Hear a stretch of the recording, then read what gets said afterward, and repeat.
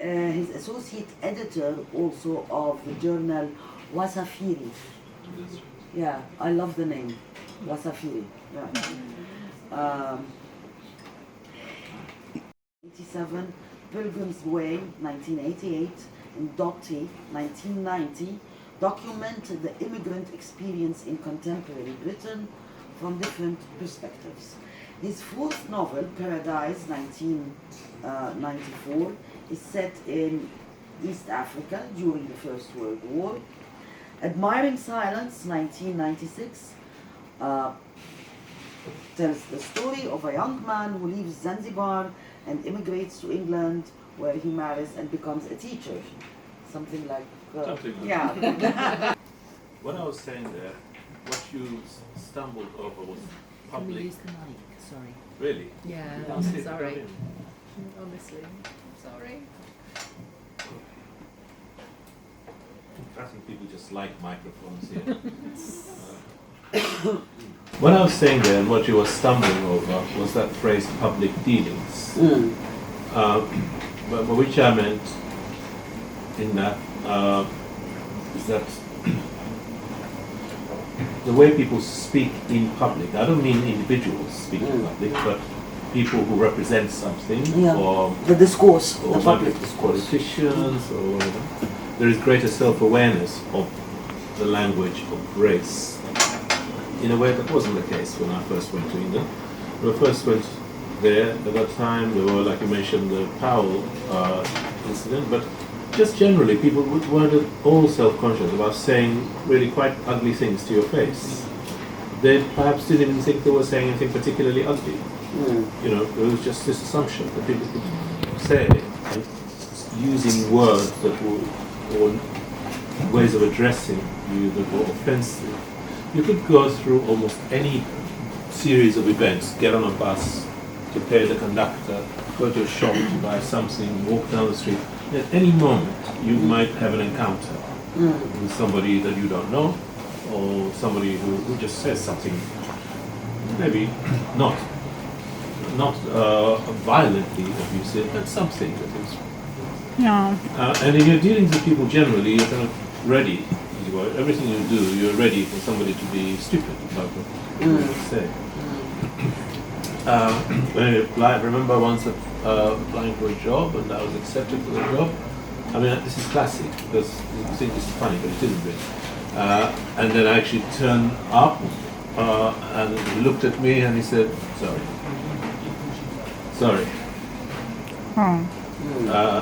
Another occasion, well, that was one occasion where I was actually already offered the job.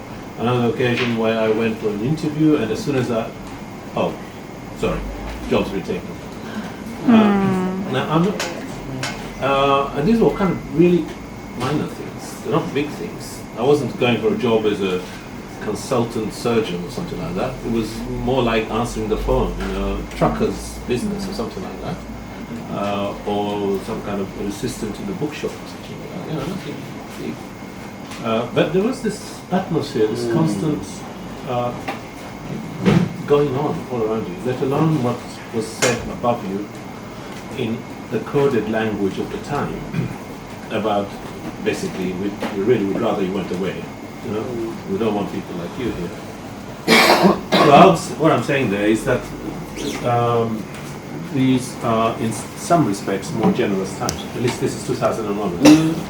The reason I was saying it then, and the reason the Guardian did that special issue about asylum seekers, is because Britain got itself into something of a frenzy during 2001. Mainly about Central European migrants, the Roma, the Gypsies from Central Europe, who are arriving in suddenly large numbers, and the Daily Mail, as usual, kind of stoked it all up. And just, you can't believe it. Everybody that is to say, newspapers, broadcasters, and so on, just got into a frenzy about these people and about this whole issue of immigration. There is this constant cycle of xenophobia and its opposite, I suppose, asylum, which goes on probably in Europe altogether, but certainly in Britain. Every few years there's a crisis of migration, then other people, as it were, take up the other position. We had the Syrians recently, we had, whoever, this happens regularly. And this was one of those regular moments. And each time you think it gets, there's greater progress each time, because younger people generally speaking, have more encounters with strangers, if you like, in school. And each time it gets a little bit better, and then it gets bad again, and then it gets a bit better. And so there's this, you might say, in the case of Britain, that this has been going on for about 1,000 years or so. So I don't suppose it will completely go away, but it gets better each time. Okay.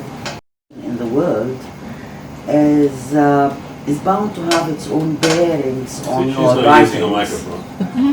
No, my voice. She's got it, yeah. So the way you perceive yourself, your position in the world, this is, I'm sure it has its own bearings on the way you write, on your writings in general. So do you still admire silence? Well, it's not exactly because you talked about that you kept silent about your experience for a long time. No, but that's not, when you say that, if you're referring to the novel, and I'm referring to the novel as well. I do admire silence in certain ways and in certain places, but not always. But in the sense of the title of that novel comes from, it's actually a quotation from something that R.L. Stevenson wrote, Robert Louis Stevenson, whom you may know generally as a writer of either Jekyll, Mr. Hyde, or those books that are now, you're teaching it. I'm teaching it. So he's known for that. He's known for things like Treasure Island and this sort of historical novels. He's not so well known for his travel writing. So you may know that if you're interested in R.L. Stevenson. But he wrote a fair amount about the Pacific, and he in fact lived and died in the Pacific in the last years of his life. And in one of his, which is actually unfinished, but it was a book called The South Pacific. He goes from island to island and writes about this as he's traveling towards Samoa, which is where he ends up living and then dying. In one of the islands, actually I forget the name now, in one of the islands he writes about the king of the island. Now obviously this is a smaller island, so the king of the island is whoever is the most powerful man on the island kind of thing. And he writes of him, he was an admirer of silence. He would rather his people danced and sang rather than talked. So in other words, a way of describing, and I think in a very beautiful way, how autocracy works, as it were. That this king didn't like people to talk, because they might be plotting something, or might be getting disgruntled or something. He would rather they sang and danced. And since the novel is also about another small island, the one I come from, because what you didn't say is that it's not only about somebody who goes to England as a young person and then lives there and becomes a teacher, it's also about somebody who then returns to his country. 20 years later. 20 years later, and discovers unexpected things about his father and his family and so on, things that he wouldn't have known. People don't tell things to 18-year-olds, so they tell to, say, 36-year-olds. So he finds out. And so the island he returns to is, the reference to admiring silence is an island ruled by people who admire silence in the way that the king of Ipemama, I think, is the name of the island, as described by. But I also do admire silence, because I think in certain circumstances, silence is agency. It's in certain situations where you are indeed expected to sing and you refuse, it is a kind of agency. So in By the Sea, for example, which is the novel that follows Admiring Silence, which, as you say, is narrated by the two narrators, but one of the narrators is an elderly asylum seeker who is advised by the person who kind of arranges things for him, when you get there, don't pretend that you don't speak English. That's what he's told. And he doesn't exactly understand why he's told this, but he thinks it sounds like, crafty cunning advice. So he does that. When he gets there, he is silent. So when he's questioned by all these immigration officials, he just repeats, "I'm a refugee." And this silence becomes deeply unsettling for those who are wanting to interrogate him, because he just says nothing. But for our purposes, he understands everything that people are saying to him, so that as he narrates what's happening to him, he narrates in full understanding of what is happening, but he doesn't speak. At least he doesn't speak until a certain moment, much later on in the novel. So silence can also be a powerful response to certain situations where you're powerless anyway. And so speaking, as this old man says, is like deferring to your oppressor in a way, saying, like accepting that you are being oppressed. Whereas silence means that you can at least refuse to concede completely to the oppressor.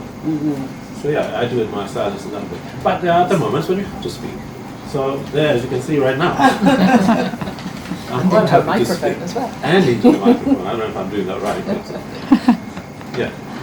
But I suspect that it's true of most writers of a certain kind, which I don't mean a certain kind in terms of their ethnicity or their particular historical background, but the kind of writing that they want to do. I suspect that for most writers, memory is their like their hinterland, is where things come from, either through direct experience, or in some cases through things that you hear and then you imagine further. So hearing is also part of your experience or part of your memory. So things just, as it were, pass all of us, not just writers. And some you retain and some you don't. And when you go, or you say I have to correct myself often when I say this, you do that. I don't mean you, I mean I. When I do this and I do that. But we understand this. Yeah, I know. Don't worry. I know, but it doesn't. What I mean is, I'm not saying this is what people do. I'm wanting to say this is my experience. Is that all these things pass you by, and then something else begins to interest me, as it might be. Let me try and think of a specific way in which a novel comes, and how an idea then begins to kind of get populated. Okay, here's a good example, an example which becomes important to my novel, The Last Gift, the last published novel. Many years ago, this is it. Some of these things happen and then you don't think about it for several years. So when Paradise was shortlisted for the Booker in 1994, suddenly get a lot of attention from, which is lovely. Suddenly get a lot of attention from all sorts of sources. Not only in the obvious way of, reviews or newspaper articles, but postcards or just a note from somebody out of the blue, or people you've known 20 years ago, lost contact, and suddenly they get in touch and say congratulations or something like this. It's terrific. But also just people out of the blue. And people have very interesting sometimes ways of finding where you are and getting hold of you. So really, now it's impossible because with email they just look at the university website and how it comes. But even then, so the phone rings and this is somebody speaking to me saying, speaking in English. He says, "I'm from Zanzibar. I've just seen in the newspaper that your book is on the shortlist. I just wanted to ring you and congratulate you. I left Zanzibar, I stowed away on a ship when I was 16, something like this, and I've never been back. I'm not sure if I still remember the language." And so on. He went on talking like this, and I was polite. I was busy. My life was full. My book had just been shortlisted for the Booker. What's all this? I have a class in 20 minutes. So yes, thank you very much for your congratulations. Well, good luck and bye-bye. So several years go by, and this kept recurring to me. So how can you forget your language? You leave at the age of 16. Is it possible? It's not. He couldn't have meant that. He must have meant something else. That all of it is so far away from me, or something like that. Maybe he meant something like it doesn't seem real. It's all so long ago, or something. And I kept thinking about this. So then this idea became, not kept thinking, I don't mean that. I mean, it kept kind of popping in my head every now and then. And in fact, I used that as part of the story, that the young man in admiring silence, when he goes back, what he doesn't know, he believes that his father died before he was born. But what he finds out is, in fact, that his father ran away, abandoned them before he was born, because he suspected that he was not the real father. That he suspected his new wife, as it were, as somehow that he had been tricked, that it wasn't real. And so he ran away, and the way he ran away, they think, although they didn't know, the mother, that is, who tells them the story eventually, is that he stowed away on a ship. So that's the way this brief memory, as it were, which is not my experience at all. Yeah. But that's how it then came back, and then I wrote this whole story around. Then some 5 or so years ago, I thought further. I thought, yeah, okay, well he ran away, and then we wrote Admiring Silence. But what happened to him? What happened to him when he stowed away? All right, now let me try and find out what happened to him. So then I wrote The Last Gift, which is now the story of the one who actually stowed away, and what actually happened to him. Okay. So that's the way it seems to, in my experience, that's the way in which events that happen. So that one phone call actually provided me with a starting point. It doesn't mean that just a starting point for thinking about lives, as it were, and how, as a result of when he left the first time, what kind of problems arose. So there's the first one. The second one, all right, what happens to somebody who does that and leaves something like that apparently behind? But as you know very well, you can't leave something like that behind. It will stay with you. And how would he have sorted it out? How would he have moved on? What would he have done? Would he have told somebody about it? Would he have told his new family? At what point would he have done so? Would he have told them immediately, later, or never? How? Interesting possibilities that open. Yeah, but anyway, when I with African literature, or literature that comes from Africa, there's always the attempt at healing the rupture that happened at some point. And memory. Yes, I understand. Is the only means to do that. I understand what you mean. And yes, in that respect too, it's not just the rupture in the sense of colonialism, I suppose, but there are also ruptures in the sense of what we do to each other. More recent ruptures, and even not so recent ruptures. For example, it might be in the case of East Africa, Paradise to some extent has references to, or is to do with slavery, and how that figures as a narrative in the contemporary being about 1915 rather than our contemporary. But in a sense, that's simply a way of staging the drama. It doesn't mean that it's not relevant to our contemporary as well. And also there is the other issue of how memory functions in the narrative of the people I'm writing about. Because quite a number of the people I'm writing about are people who no longer live in the places where they were born. That they've moved, they migrated, and that in itself means they now have to deal with two places. They have to deal with where they're actually physically living, and they have to deal with another place where they still live in their imaginations. They're mostly, some of them are troublesome, some of them are just simply convenient. I remember, and also it depends how they're applied, I suppose. Probably also depends on how experienced you are in dealing with full frontal naming, as it were. So I remember the very first interview that I did after publishing a book, which was Memory Departure, and it was a journalist with the World Service, the African World Service, who asked me, so do you consider yourself an African writer? Or something like this. And I can't remember what I replied, but I remember being annoyed about being asked this question.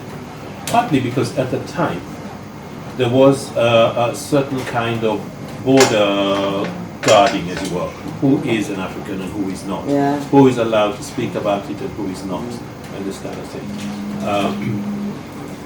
So it was annoying because of that. And obviously the answer I would have given would be to say something like, yes, of course I am, or something like that.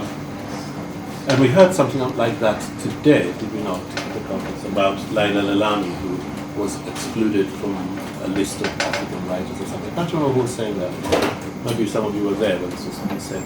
Because she's Moroccan but lives in the United States. So she was, the Guardian said there's only one African on the long list or something like that. And she got very annoyed about it. So it's still something that's going on. So that kind of border, guarding the border, as it were, is irritating. But I think if somebody said that to me now, I'd say, but whatever you think. Doesn't bother me. On the other hand, some of these namings are more bothersome. There is indeed a new one now called British Muslim, right? And I was actually just recently, last week, invited to join an advisory body for a new Muslim festival which is being organized in London, which I refused to do. And I think, well, what does it mean to say British Muslim? How would you say what British Hindu writer, or British Buddhist writer, or British whatever writer? So yeah, some of them are irritating in this way, but some are just simply convenient. It's post-colonial writers. Okay, boom. That means you can teach a course called post-colonial writing.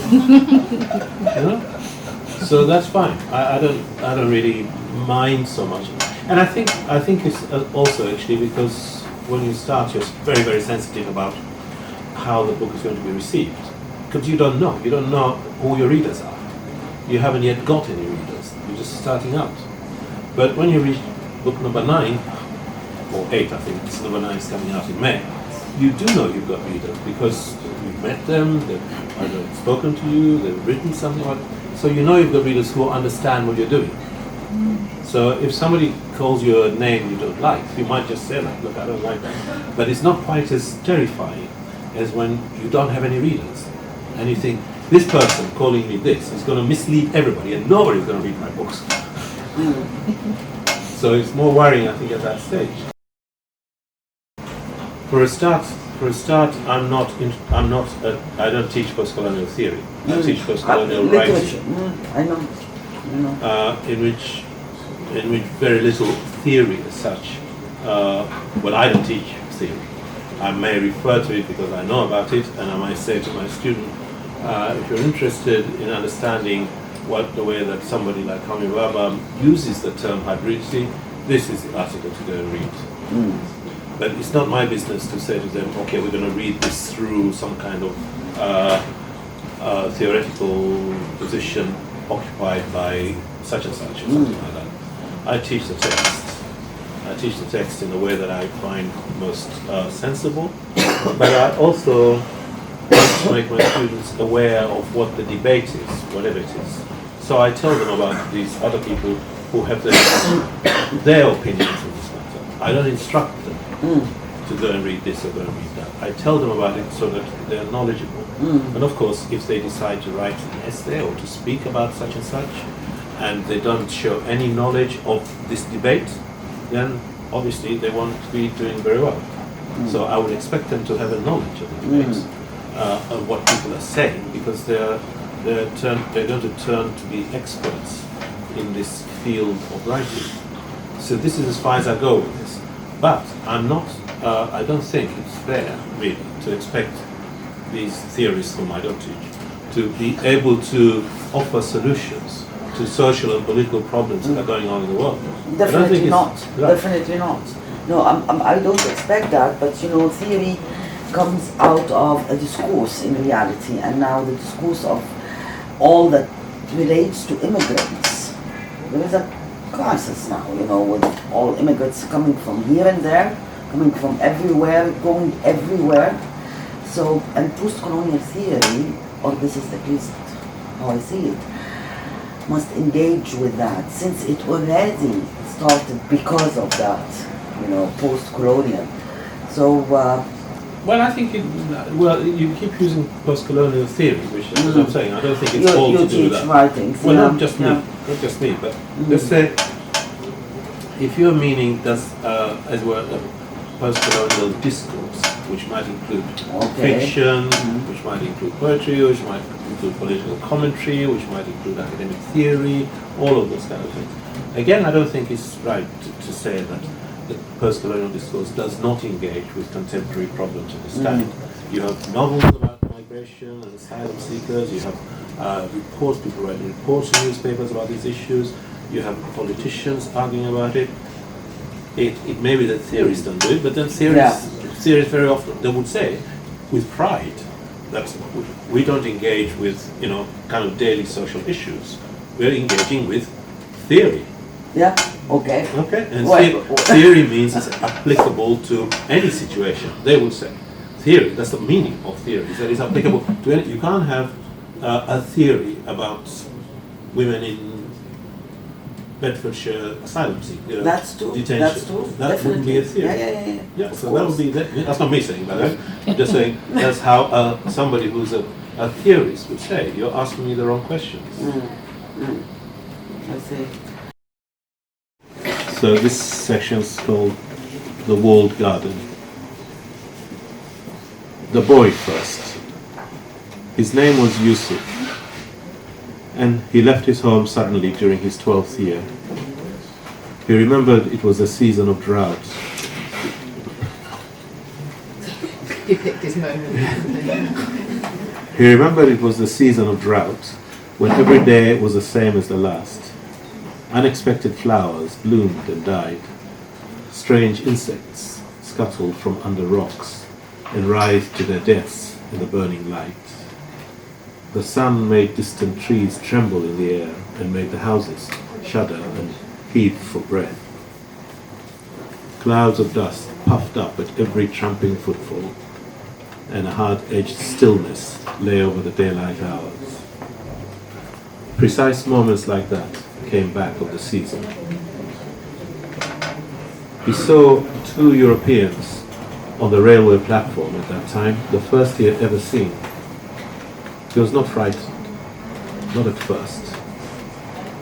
He went to the station often to watch the trains come noisily and gracefully in, and then to wait for them to haul themselves out again, marshalled by the scowling Indian signalman with his pennants and whistle. Often Yusuf waited hours for a train to arrive. The two Europeans were also waiting, standing under a canvas awning with their luggage and important-looking goods neatly piled a few feet away. The man was large, so tall that he had to lower his head to avoid the canvas under which he sheltered from the sun. The woman stood further back in the shade, her glistening face partly obscured by two hats. Her frilled white blouse was buttoned up at the neck and wrists, and her long skirt brushed her shoes. She was tall and large too, but differently. Where she looked lumpy and malleable, as if capable of taking another shape, he appeared carved out of a single piece of wood. They stared in different directions, as if they did not know each other. As he watched, Yusuf saw the woman run her handkerchief over her lips, casually rubbing off flakes of dry skin.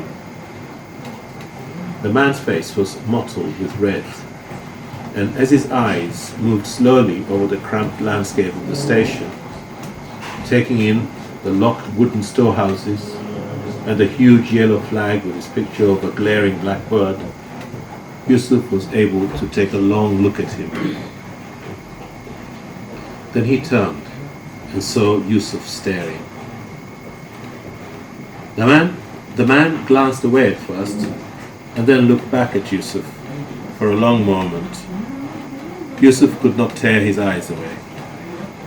Suddenly, the man bared his teeth in an involuntary snarl, curling his fingers in an inexplicable way. Yusuf heeded the warning and fled, muttering the words he had been taught to say when he required sudden and unexpected help from God. Thank you.